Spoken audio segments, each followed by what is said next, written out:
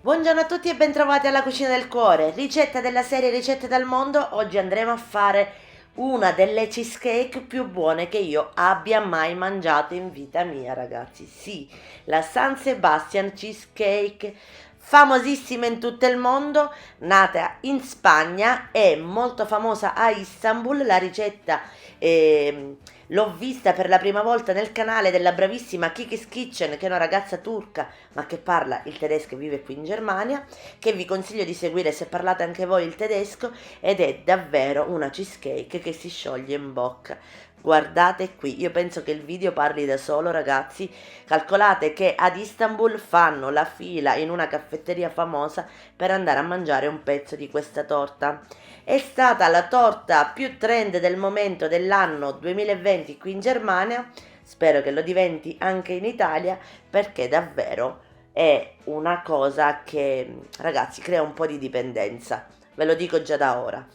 Io vi lascio agli ingredienti, ma prima vi ricordo che mi trovate anche sui social, Instagram, Pinterest, Facebook e anche Telegram, dove potete comunicare in tempo reale con me per qualsiasi domanda sulle mie ricette, e vi ricordo anche che la ricetta la trovate scritta nel blog www.lacucinadelcuore.blog. Buona visione! Gli ingredienti che ci serviranno sono 5 uova della misura M, che sono 240 grammi circa, 160 grammi di zucchero semolato, 2 cucchiaini di estratto di vaniglia perché deve essere molto valignoso, 400 ml di panna, 30 grammi di amido di mais e 520 grammi di Philadelphia, che sono 3 all'incirca, e 165 grammi di formaggio quark, un limone spremuto e basta. Cosa fondamentale per la buona riuscita di questo dolce, o meglio di questa cremosissima cheesecake, è quella di utilizzare tutti gli ingredienti a temperatura ambiente, anche la Philadelphia e la panna, che deve essere non zuccherata. Un altro punto fondamentale di questo dolce è quello che è caratterizzato da un sapore buonissimo di vaniglia. Quindi, ragazzi, non utilizzate bustine di zucchero vanigliato, ma partite da una bacca di vaniglia oppure da 2 cucchiaini di estratto di vaniglia, anche 3, raga, io ce ne metterei perché il sapore di vaniglia deve essere proprio intenso. La cosa bellissima di questa cheesecake è che non abbiamo bisogno di attrezzi particolari, quindi andremo a fare tutto con la frusta a mano. Andiamo ad inserire per prima cosa all'interno della ciotola i 2 tipi di formaggio, mettiamo anche l'estratto di vaniglia e lo zucchero e iniziamo a mescolare fino a rendere il composto cremoso.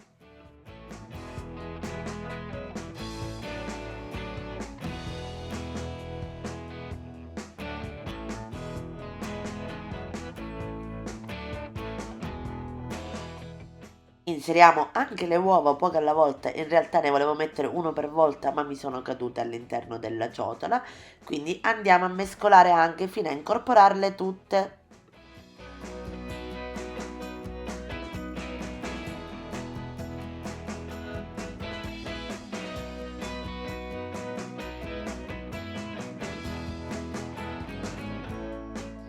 E una volta che abbiamo incorporato le uova andiamo ad aggiungere anche la panna, che mi raccomando deve essere non zuccherata, e anche questa a temperatura ambiente.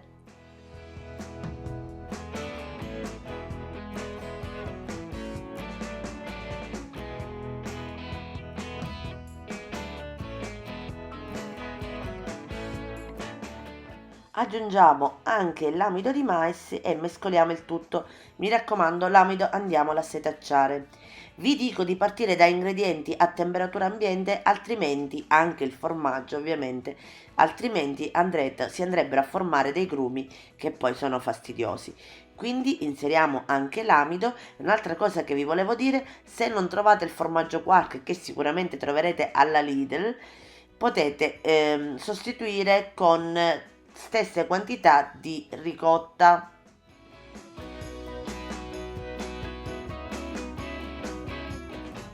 E come avete visto, in meno di 5 minuti l'impasto per la nostra San Sebastian cheesecake è pronta per andare in forno.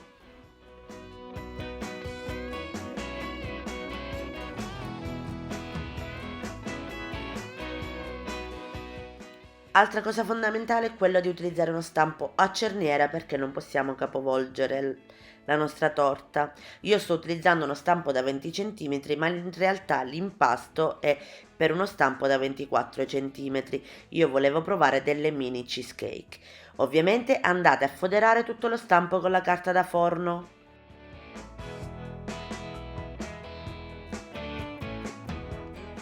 Andiamo a sbattere la tortiera sul nostro piano da lavoro per un paio di volte, così facciamo perdere l'aria in eccesso, e lo andiamo a mettere in forno statico preriscaldato a 240 gradi per circa 31-35 minuti. Mi raccomando, non fatela cuocere troppo, altrimenti si asciuga anche all'interno. Viene cotta ad un forno altissimo e per questo questa cheesecake viene chiamata anche cheesecake bruciata, ma siccome a me non piace l'idea di averla così scura al suo esterno, vado a mettere per i primi 10 minuti di cottura un foglio di carta d'alluminio sopra. Vado a provare anche dei muffin, questi qua però li cuoceremo alla stessa temperatura per 15 massimo 20 minuti, anche meno ragazzi, 15-18 minuti. Vado a fare la stessa cosa di andarli a sbattere sul tavolo. Io ho voluto fare questa prova delle mini cheesecake, ma in realtà ragazzi preferisco la versione torta perché viene più cremosa e quindi possiamo andare a scavare con il nostro cucchiaio e andarlo ad affondare nella nostra San Sebastian cheesecake. Ed ecco qui la nostra San Sebastian cheesecake pronta. Come potete notare deve muoversi come il budino, l'importante è che sia asciutta la superficie sopra, mi raccomando. Altra cosa che vi volevo dire, dovete servirla fredda, quindi aspettate che si raffreddi completamente prima di andarla a servire.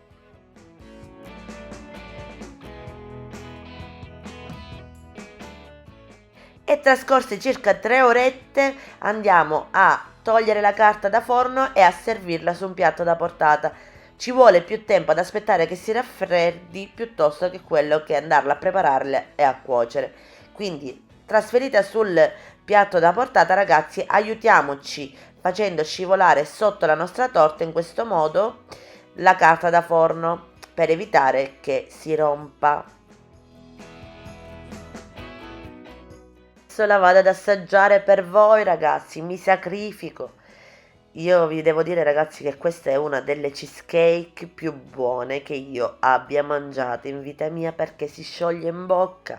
È vero che è molto piena di tanta materia grassa, ma in realtà una volta ogni tanto ci sta. E se la preparate per un dopo cena per i vostri ospiti vi posso assicurare che i vostri ospiti ne rimarranno scioccati perché è buona, buona, buona, buona che si scioglie in bocca. Quando io la vidi sul canale della bravissima Kiki's Kitchen, dal quale ho preso spunto per questa ricetta, mi sono subito innamorata di questa cheesecake perché, uno, perché sono una formaggiara, amo le torte al formaggio, due, perché lei proprio mi ha fatto venire voglia di mangiarla, anzi, se parlate il tedesco vi consiglio di seguirla.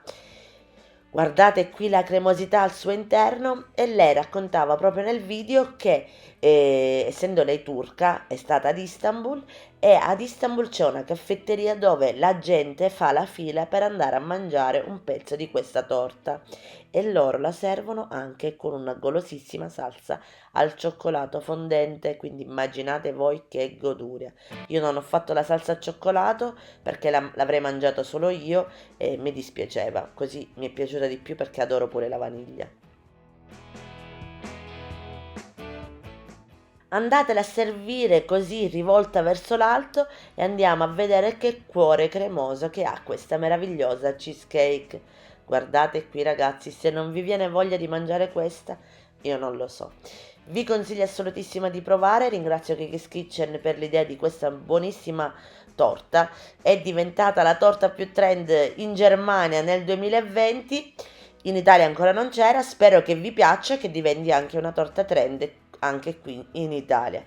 Fatemi sapere giù nei commenti se vi è piaciuta E grazie ancora per aver visto il video fino alla fine. Vi ricordo che mi trovate sui social Instagram, Pinterest, Facebook e anche Telegram, dove potete comunicare in tempo reale con me. Io vi mando un grosso abbraccio e mi godo la mia buona fetta di San Sebastian Cheesecake. Ah, troverete ovviamente la ricetta scritta nel blog. Ciao a tutti!